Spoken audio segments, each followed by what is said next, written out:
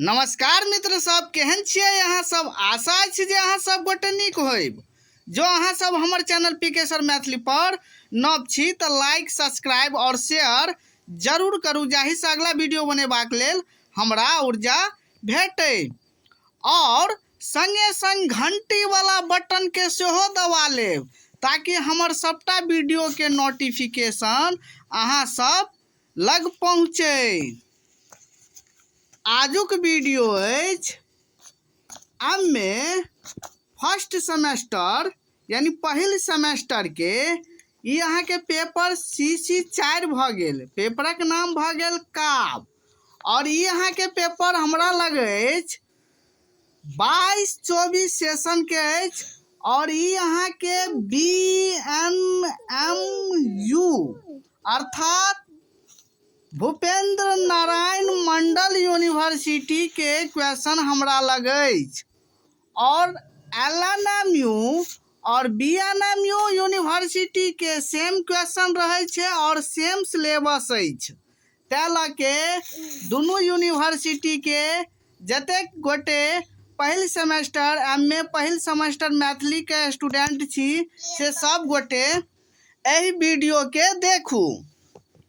एतो देखियो 3 घंटा समय भेटत और 70 नंबर के जे छे से यहाँ के फुल मार्क भेल। और जे छे से एही में देखियो पहिल क्वेश्चन भ गेल अहाँ सबके 2 नंबर के जे छे से अहाँ के प्रत्येक क्वेश्चन रहे छे 10 टा पूछे छे। 10 दूनी 20 नंबर भेटत जो बनौने हेबै। देखियो पहिल क्वेश्चन के रहल अछि निम्नांकित वस्तुनिष्ठ प्रश्नक उत्तर लिखू। तो क भ गेल कोन नाम से महादेव विद्यापति के सेवा करैत छलाह, तो उगना में लिख लेब। दोसर भ जाइत उगना। ओइ के बाद अत ख देखियो विद्यापति भाषा गीतक हस्तलेख संग्रह कैने छथि। तो देखियो एहि में 4 टा ऑप्शन देने रहे छे। हम राइट आंसर बाजब, सही आंसर बाजब, बाद बाकी अहाँ सब देख लियो।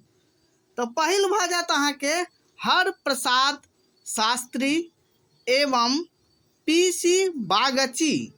पहिल में लगा लेब। एत दोसर देख लियो, दोसर में ई देने छे, ई सब नहीं हेतै। ग भ गेल श्रृंगार भजन गीतावलीक प्रकाशन भेल छल। तो ई अहाँ के भ जात मैथिली साहित्य पत्र में, दोसर भ जात। घ देखियो गोविंद दास के मैथिली प्रमाणित कैलनी। तो ई अहाँ के भ जात चंदा झा, तेसर भ जात। ओइ के बाद यहाँ देखियो कविक स्वपन कविता संकलित अछि। तो ई चित्रा में भ जात, अहाँ के पहिल में लगा ले चित्रा। ओइ के बाद एत च देखियो चित्रा कविता संग्रह में संकलित अछि।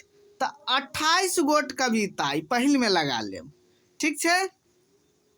ओइ के बाद छ देखियो कवि RC के सूर्यमुखी कविता संग्रह पर साहित्य अकादमी पुरस्कार भेटलैन। तो 1984 ईस्वी भ जाए, पहिल में लगा लेब, ठीक छे। चलू जो देखियो मैथिली में कवि RC के प्रथम कविता अछि। तो माटी के दीप 2 में लगा लेब, ठीक छे। ओइ के बाद एत आबि जाओ झ में सुमन जी का साउन भादो कविता संग्रह में कतेक प्रकारक रस अछि। तो 7 प्रकारक, 3 में लगा लेब। अंतिम देखियो नील नील घन घटा जगर अछि, ढाल खंग विद्युत करगत अछि।